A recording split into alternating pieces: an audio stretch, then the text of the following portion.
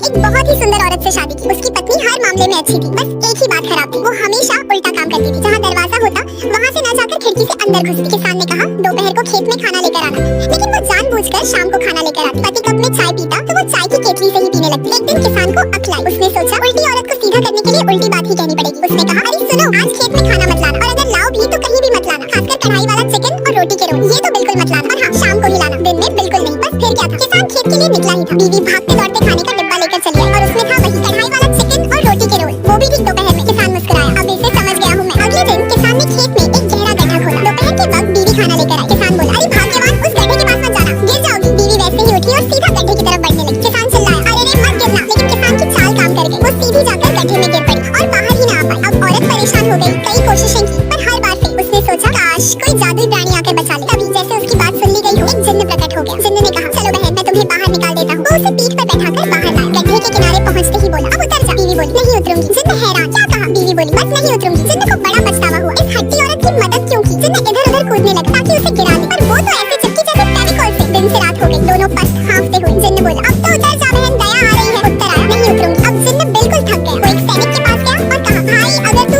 इसे मेरी पीठ से उतार दे तो मैं तुझे राजा बना दूंगा। सैनिक आया, तलवार निकाल कर धमकाया, उतर वरना काट दूंगा। जवाब नहीं उतरूंगी। सैनिक बोला तो उतर वरना तुझे मार डालूंगा। फिर भी जवाब नहीं उतरूंगी। भाई सैनिक को आइडिया आया, बोला ठीक है मत उतर, अब तू सारी जिंदगी जिन्न की पीठ पर ही बैठी रहना। बस फिर क्या था, बीवी झट से कूद पड़ी। जिन्न बोला अब तू राजा बन गया, मैं अपना वादा निभाऊंगा। मैं अब राजकुमारी के शरीर में घुस जाऊंगा, तब कोई भी मेरी चाल नहीं समझ पाएगा। जब सही समय आए तो बस एक गुप्त मंत्र बोलना, मैं तुरंत निकल जाऊंगा। जल्दी ही राजकुमारी